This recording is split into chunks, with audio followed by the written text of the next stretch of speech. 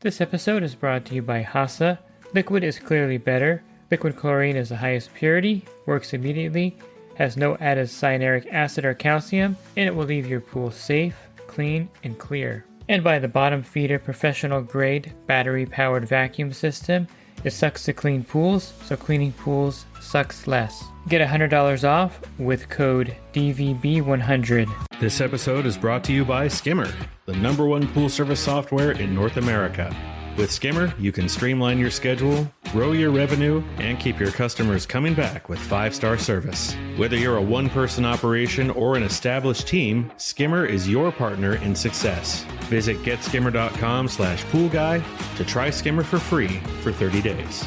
The Pool Guy Podcast Show. The Pool Guy Podcast Show.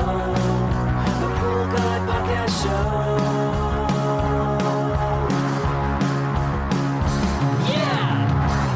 Hi, welcome to the Pool Guy Podcast Show.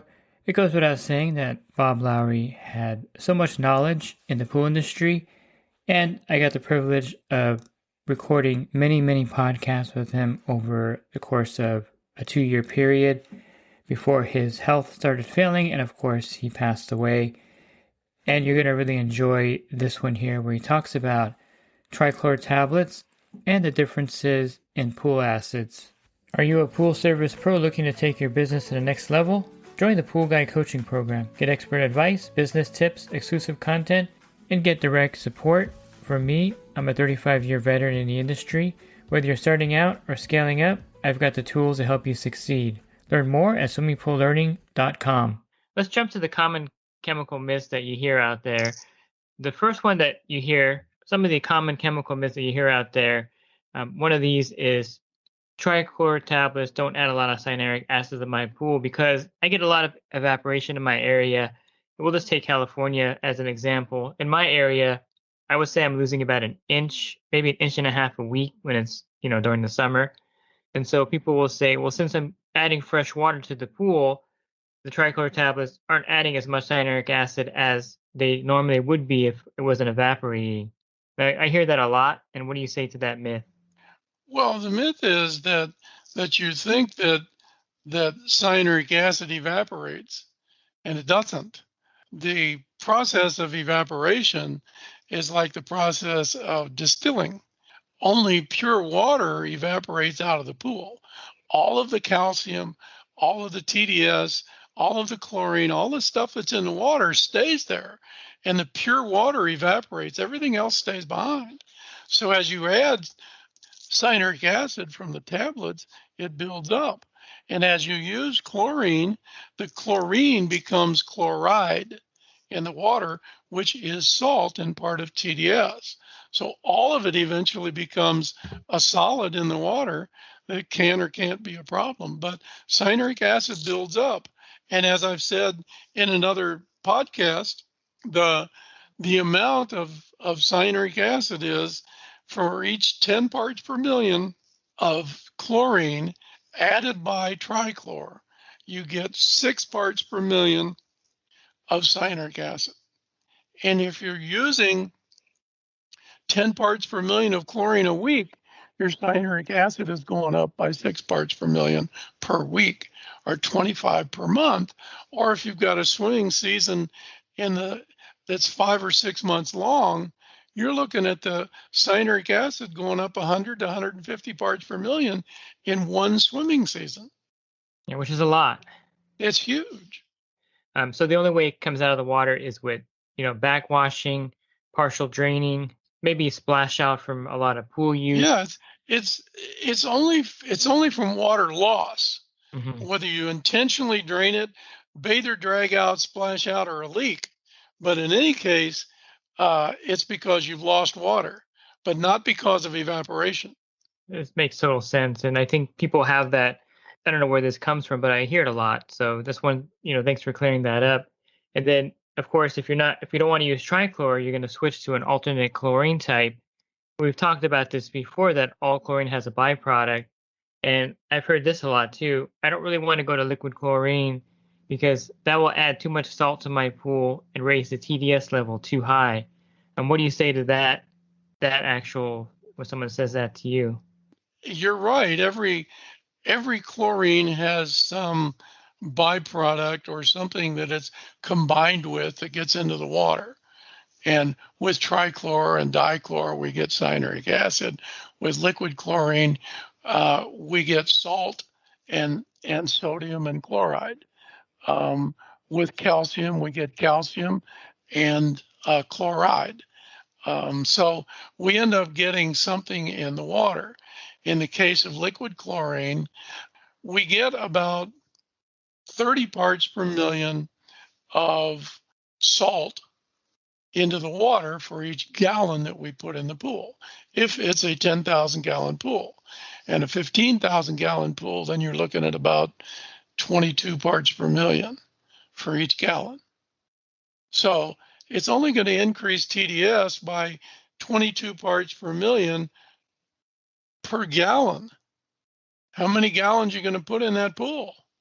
And if you're putting in a gallon a week, even your TDS is going up by 20 parts per million a week. And at the end of a whole year, you're looking at it going up 50 times that. It go up by 1,000 maybe. But in the scheme of things, increasing TDS by 1,000 ppm means that for the saturation index, it takes 1,500 parts per million to change the saturation index by 0.1. So it's not, in a year, it's not doing hardly anything. And don't forget that other kinds of chlorine, they all add something. And so even when you add trichlor and dichlor, all of that is eventually being dissolved in the pool. When you put a pound of dichlor in the pool, it all becomes TDS eventually. Sure, some of it is chlorine right now, but when the chlorine is not chlorine or not HOCl, it goes to being chloride in the water. So all of the chlorine, no matter how you put it in the water, all of it ends up being part of TDS. Yeah, and I think every manufacturer kind of throws the other chlorine type under the bus, so to speak. And so the fact that liquid chlorine adds salt to the pool, I've heard from I'm not going to name the manufacturer, but this is one of the things they promote in their literature, that, hey, you're adding a lot of salt to your pool, you're raising your TDS, and that's why you should use our chlorine type. And so you've got cyanuric acid buildup with dichlor and trichlor. You've got salt buildup or TDS buildup from liquid chlorine. If you use cal hypo, you got calcium buildup. And just like we talked about the cyanuric acid buildup, the calcium buildup from using cal hypo is for each 10 parts per million of chlorine added by cal hypo. If it is 65% cal hypo, then you're adding about 7 parts per million of calcium to the pool. And if you use 10 parts per million of chlorine a week, that means your calcium level is going to go up by 7 parts per million per week.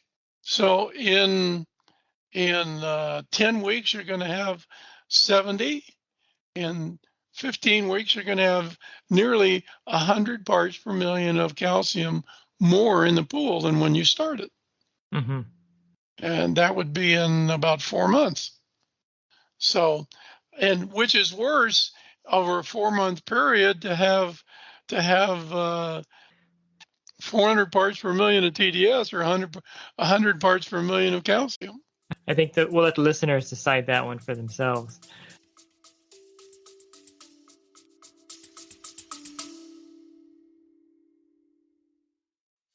And the Pool Guy Podcast Show has teamed up with UPA to bring you affordable, reliable liability insurance starting at just $64 a month.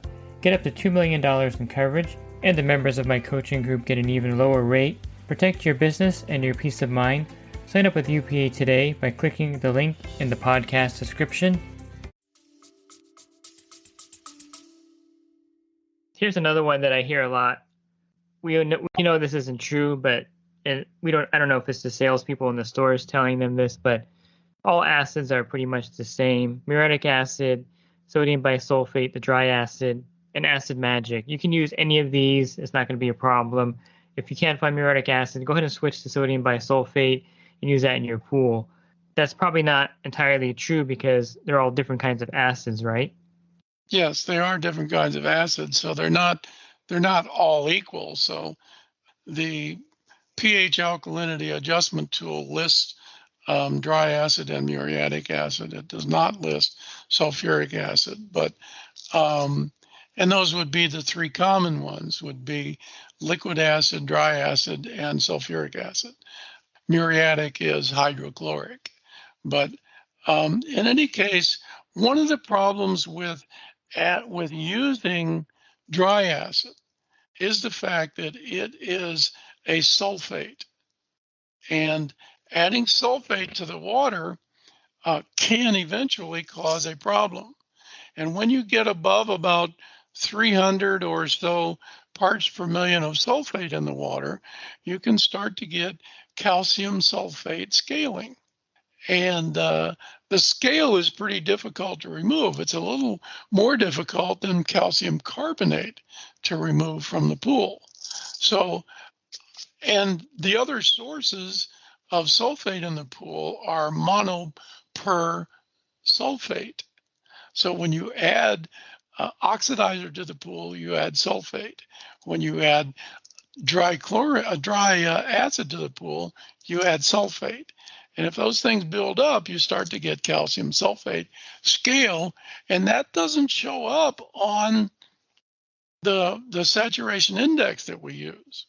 So you can have scale in the pool even when you think you have a good LSI, you can have scale in the pool, and it's because of the sulfate. And we don't test for sulfates. There are some companies that have sulfate test kits, but so it is possible to have a problem with that.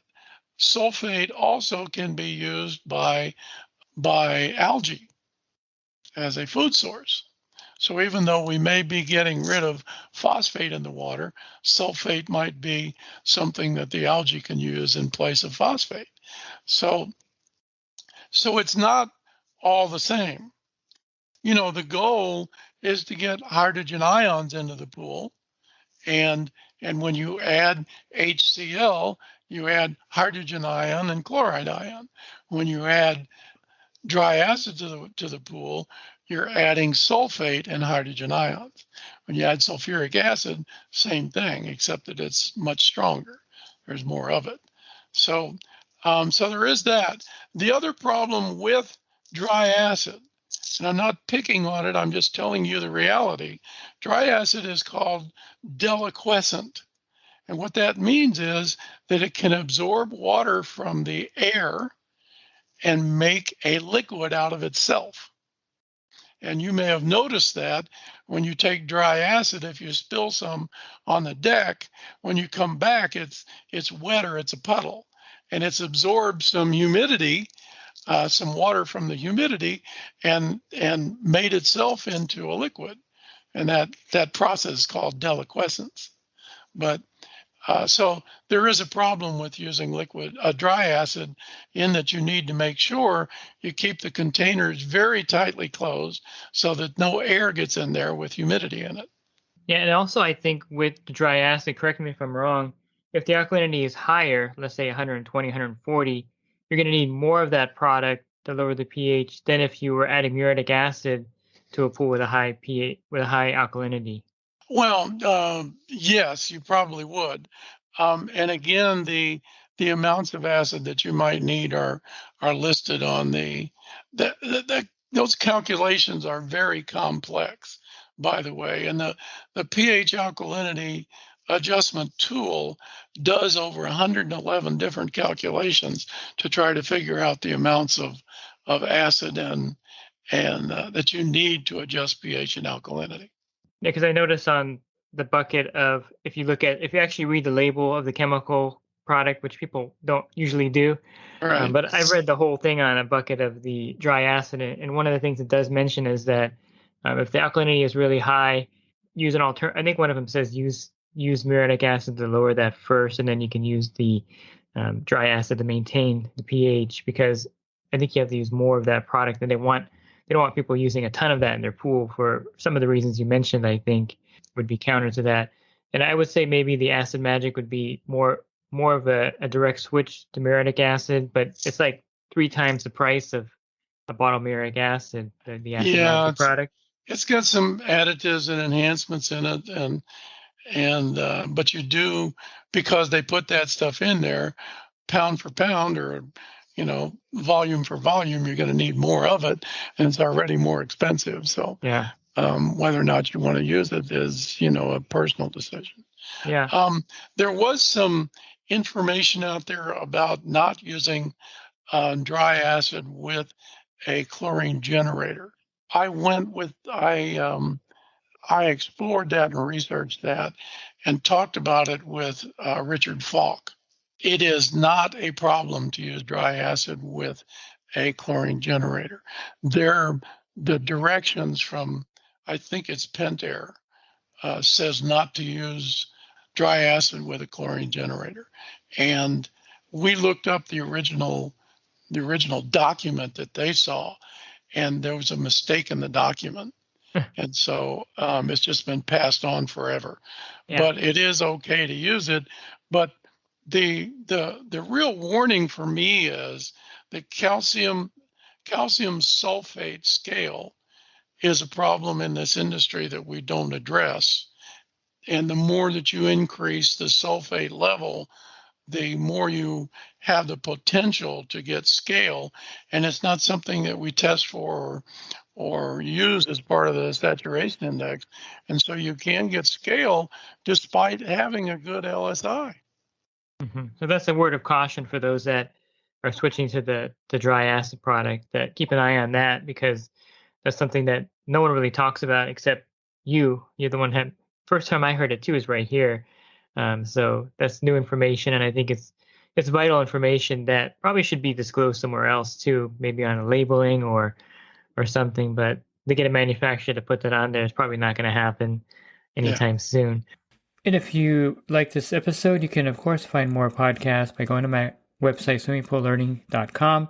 On the banner, there's a podcast icon. Click on that, and there'll be a drop-down menu with over 1,800 podcasts for you there. And if you're interested in the coaching program, you can learn more at poolguycoaching.com.